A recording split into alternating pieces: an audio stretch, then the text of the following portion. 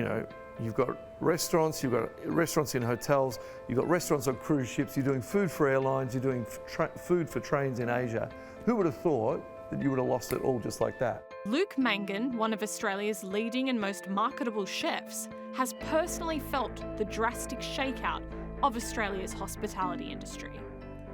Last week, Mangan closed one of his restaurants, Luke's Kitchen, in Sydney's Waterloo, the base for his once thriving work for Virgin Airlines and P&O Cruises. These days, he's concentrating on his restaurant, Glass Brasserie. It's the CBDs, where still 60%, are not back in the offices, and I think that's the real problem. And we were talking about glass here at the Hilton.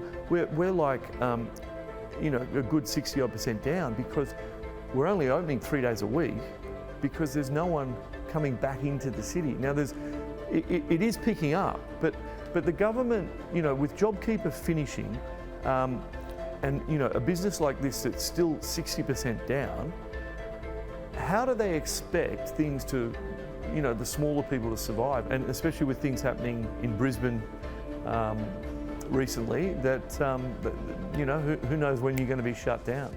The timing of the latest lockdown couldn't be worse, with JobKeeper ending and vulnerable businesses exposed. Flight Centre boss Graham Turner says the lockdown could cost Queensland's tourism economy more than $2 billion, with flights and hotels cancelled. The hospitality industry says it's set to lose an extra $50 million in lost bookings. Until we have 100% surety that the state borders will not close if there are escaped quarantine cases, and that with the vaccine rollout we will see international borders reopening as early as late 2021 or early 2022. Without that happening, we certainly expect that the CBD and certain tourist areas will continue to suffer. But Lambert says this is the last straw for many businesses.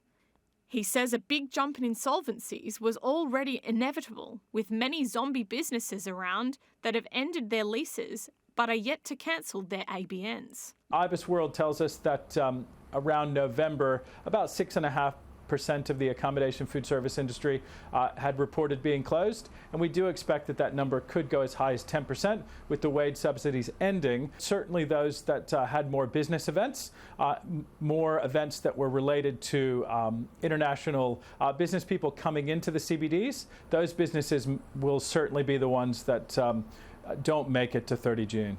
Yet some hospitality-related businesses thrived during the COVID-ridden year. Take digital delivery platform Menulog. Its sales more than doubled in 2020, even in the fourth quarter, after restrictions were eased. Lockdowns and stay-at-home dining helped its customer delivery business model, but Managing Director Morten Belling says the company's growth also came from big investment to raise its profile. But I need to call out the work that we've done with our brand, with Menulog as a brand.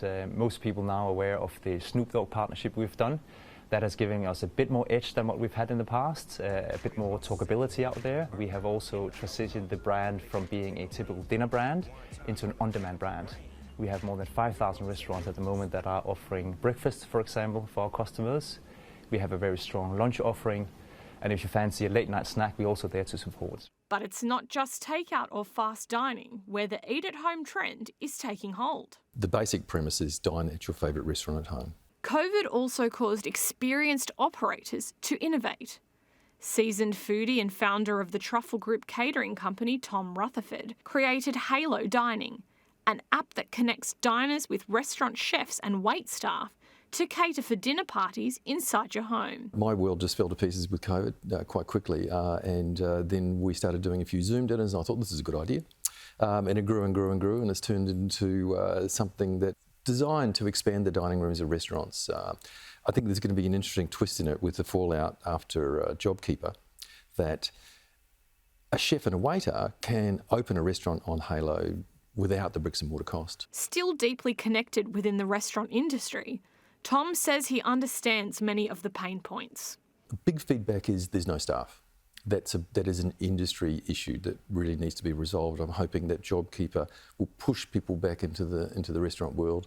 We do have the issue of no travel, which means no international staff coming into, fill those casual positions that we've always had. So yeah, that's a difficult time for them. It's not the only innovation happening. Luke Mangan, with no airlines or cruise ships to cater for, turned to hospitals. He has a new deal with Brisbane's Mater Private Hospital with a new menu. You could have a baked salmon with curried lentils, cucumber and yoghurt. How good does that sound in hospital? Poached berries in balsamic with lemon mascarpone. We've got a coconut panna cotta with lychees and mandarin. I mean, hospital food, it sounds a bit weird, doesn't it? But that's what we're doing, and we really want to take it to a new level. Many others, though, don't have the profile or the skills to pivot their businesses so quickly. Those in the industry say it's hard enough at the best of times. Luke Mangan is calling on the government to introduce permanent tax reform for small business so that restaurateurs can stop sweating the small stuff and instead focus on what they do best. The government need to give some sort of relief to hospitality, tourism, for them to continue, because I think, and I still think, probably 20 to 30% of restaurants, cafes, wine bars, especially in this CBD area of every capital city, will close. What they could do for our industry are things like save the small business money in payroll taxes, the fringe benefits tax. I mean, they're just insidious taxes that just put extra pressure on small business. And why would you want to grow your business and try and employ more people when you're penalised for it? Wes Lambert has another suggestion. We're asking the federal government and the Treasurer to redeploy the Job Maker funds. That program was underutilized. Just over 500 people have signed up for the program, just $800,000 spent of a $4 billion program. The money has already been allocated. The taxpayers have already approved. Parliament has already approved the use of those funds.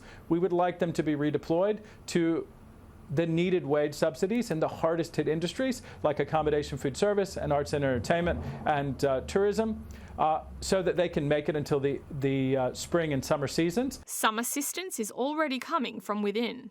Menulog is working with smaller restaurant partners to use the platform's data analytics to guide the owners to better understand their customer needs. So we launched several packages supporting restaurant partners in maintaining a business, really. We have other stakeholders being courier partners as an example. We also put relief packages out there. We support it with contactless deliveries through our technology.